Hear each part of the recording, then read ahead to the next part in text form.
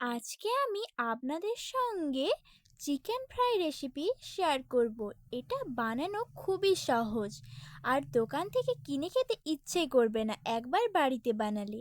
এটা আপনারা কাসুন্দি বা টমেটো সসের সঙ্গেও সার্ভ করতে পারেন। নমস্কার বন্ধুরা, মুখরুচি রান্নার চ্যানেলে আপনাদের সবাইকে স্বাগত জানাই। এই রেসিপিটা তৈরি করার জন্য আমি 250 মাংস নিয়েছি আর মাংসটাকে আগে ভালো করে ধুয়ে নিয়েছি। আপনারা চাইলে মাংসের পরিমাণটা বাড়িয়ে কমিয়ে নিতে পারেন।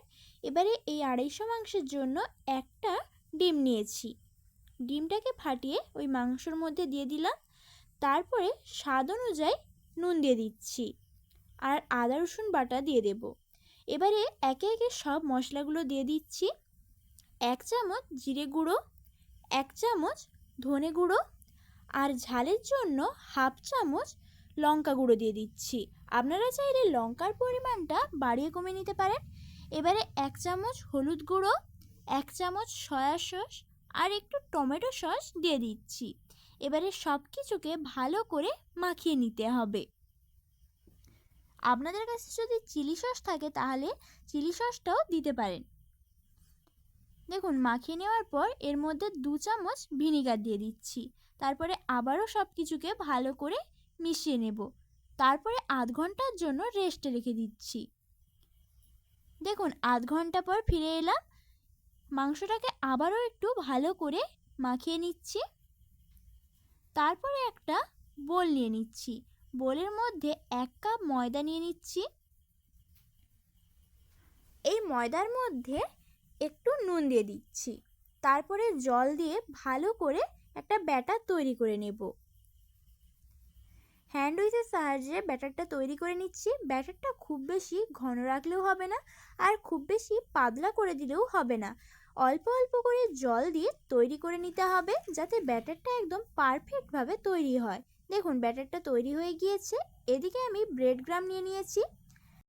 এবারে এই চিকেনটা ব্রেড ক্রাম্বের মধ্যে দিয়ে একটু কোট করে নিচ্ছি। প্রথমে ব্রেড ক্রাম্বের মধ্যে দিয়ে কোট করে নিতে হবে। তারপরে যে ময়দার ব্যাটারটা তৈরি করে রেখেছিলাম সেটার মধ্যে কোট করে নেব। তারপরে এইভাবে একটা কাঁটা চামচের সাহায্যে ময়দার ব্যাটার থেকে তুলে আবারও ব্রেড ক্রাম্বের মধ্যে কোট করে নিচ্ছি। দেখুন, এইভাবে সবগুলো তৈরি করে নেব। আবারও একটা তৈরি করে দেখিয়ে দিচ্ছি। এইভাবে প্রথমে চিকেনটাকে নিয়ে ব্রেড ক্রাম্বের মধ্যে কোট করে নিতে হবে। তারপরে যে ময়দার ব্যাটারটা আছে সেটার মধ্যে দিয়েও কোট করে নেব।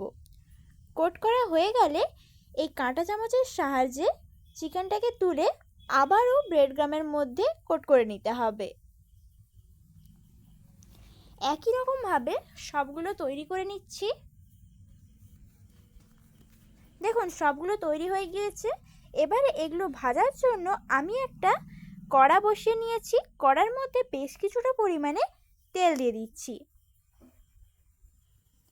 তেলটাকে ভালো করে গরম করে নিতে হবে। গরম হয়ে গেলে এর মধ্যে একে একে সব দিয়ে দিচ্ছি। দেখুন, সবগুলো দিয়ে দিচ্ছি আর গ্যাসটাকে একদম লো ফ্লেমে রেখে ভেজে নিতে হবে, না হলে চিকেনটা সেদ্ধ হবে না আর উপরটা লাল হয়ে যাবে। দেখুন, সবগুলো ভাজা হয়ে গিয়েছে। এইরকমভাবে লাল লাল করে ভেজে নিতে হবে। এবারে তেলটা ভালো করে ঝরিয়ে তুলে নিতে হবে। একই রকমভাবে সবগুলো তৈরি করে নেব। আর দেখুন, উপরটা কত সুন্দর ক্রিস্পি হয়েছে। এইভাবে আপনারা যে কোনো সময় বাড়িতে বানিয়ে নিতে পারেন।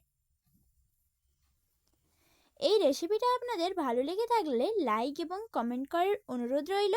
আর আমার চ্যানেলে নতুন বন্ধু হয়ে থাকলে চ্যানেলটিকে সাবস্ক্রাইব করে নেবেন। দেখুন, আপনাদেরকে একটা ভেঙে দেখিয়ে দিচ্ছি ভেতরটা কত সুন্দর সেদ্ধ হয়ে গিয়েছে। এইভাবে আপনারা সস দিয়েও খেতে পারেন অথবা কাসুন্দি দিয়েও খেতে পারেন। কাসুন্দিটা আমি বাড়িতেই বানিয়েছি। আমি এটার ডেসক্রিপশন বক্সে লিংক দিয়ে দেব। এইভাবে আপনারা যে কোনো সময় চিকেন ফ্রাই রেসিপিটা তৈরি করে খেতে পারেন। আর এই রেসিপিটা শেষ পর্যন্ত দেখার জন্য ধন্যবাদ।